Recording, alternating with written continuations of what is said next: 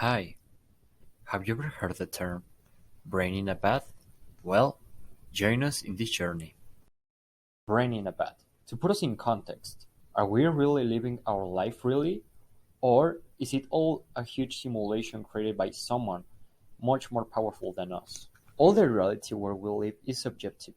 We do not have the clarity of what we are actually experiencing, that our reality has no flaws and we are in the correct reality.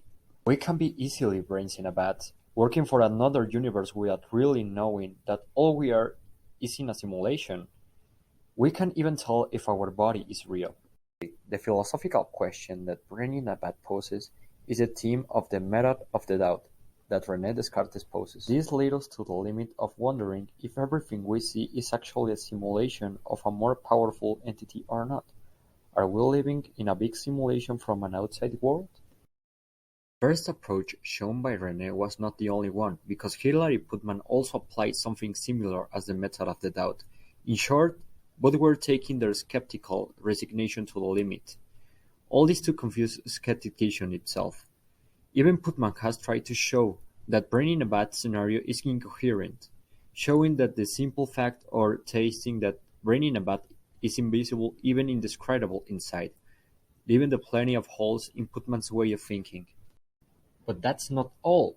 Modern philosophers also talk about the subject.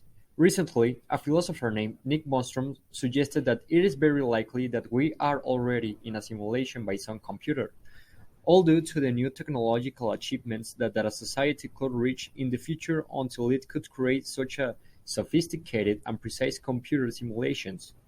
Actually, the argument is based on the possible future of our societies involving the technology. The most powerful example of brain-in-a-bath theory applied in our popular culture is the movie "The Matrix", released in 1999, in which a computer hacker discovers that he is actually living in a simulation.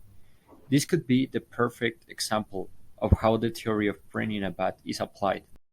Several theories or thoughts based on this hypothetical future or some great force that controls us exist, but if you think about it, it is very likely that in the future we will be working in these universes or simulated realities. And that can make us feel that we are also in a simulated reality.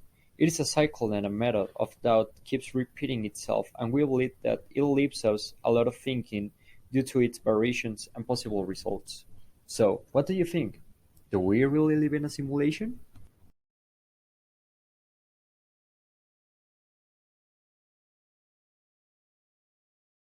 Created using Powtoon.